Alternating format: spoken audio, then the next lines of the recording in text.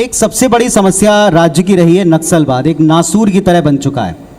बार बार विपक्ष कहता है कि सरकार की नीति स्पष्ट नहीं है। मैं चाहता हूं सबसे पहले इस मंच पर आप ये बात रखें कि आप सरकार क्या मानते हैं, ये सामाजिक समस्या है, लॉ एंड ऑर्डर की समस्या है, या अब एक हम कहें कि एक ऑर्गेनाइज क्राइम बन चुका है? देखिए, विपक्ष 15 साल उनको सरकार चलाने का अवसर मिला है। मैं दलगत राजनीति से ऊपर उठ के बात कर रहा हूँ, आक्षेप नहीं लगा रहा हूँ। 15 साल में अगर उनमें क्षमता होती, विल पावर होता और संकल्प लेते कि इस नक्सली मूवमेंट को हटाना है, तो वो हटा सकते थे। क्योंकि उनकी भी सरकार पिछले 5 साल तो रही है, केंद्र में भी रही है, और यहाँ पर उनकी सरकार थी, तो उसको काबू पा लेना चाहिए था। और अब जो राग अलापते हैं वो ज़बरदस्ती का है। हमारे मुख्यमंत्री माननीय भूपेश बघेल जी ने शुरू दिन से कह दिया है नक्सली मूवमेंट के विषय में, खाली मारना हमारा लक्ष्य नहीं है, विकास, विश्वास और सुरक्षा तीनों हमारा है। मुख्यमंत्री जी का स्पष्ट संकेत कि फर्जी मुठभेड़ नहीं होना चाहिए।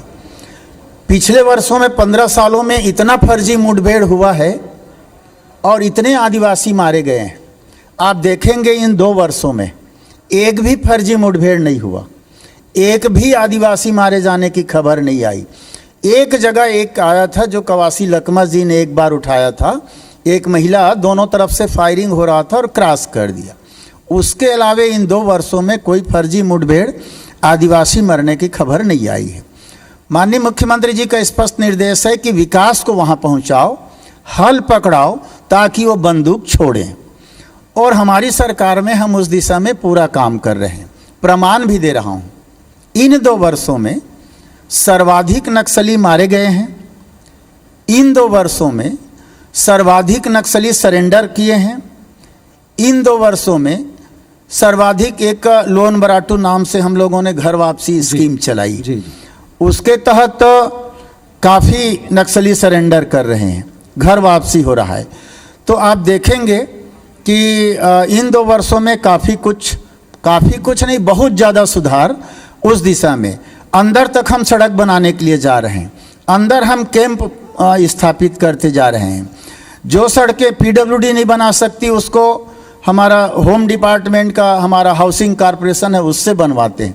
तो पूरी तौर पर फोकस नक्सली मूवमेंट को। और एक बड़ी बात, जैसा आपने कहा, ये एक राज्य की समस्या नहीं है। हम इधर से काम करते हैं तो बॉर्डर क्रॉस करके वो दूसरे राज्य में जाते हैं नक्सली।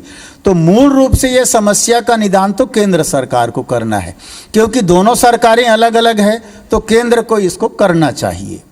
तो आप अभी केंद्र के सहयोग को कैसा प्राप्त करते हैं? दूसरा, आपने 2 बहुत अच्छी बातें कही और ये मेरे प्रश्नों में भी शामिल था।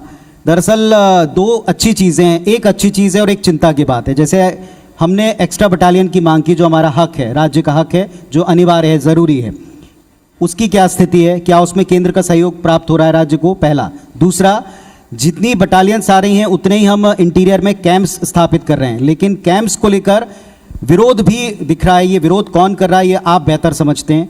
इसकी क्या वजह, इससे कैसे डील करेगी सरकार?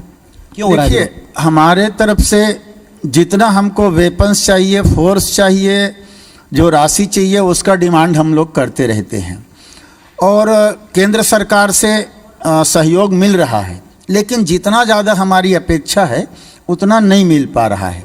अगर हमारी ज़रूरत के हिसाब से हमको मिल जाए तो हम इसको और जल्दी कवर कर सकते हैं। या अभी कुछ बटालियानें आई हैं जिसको हम जहां ज़रूरी देख रहे हैं, कुछ सड़कों बनाने वाली जगह में हम उसको पोस्ट कर रहे हैं और कुछ अंदर ले जाकर पोस्ट कर रहे हैं।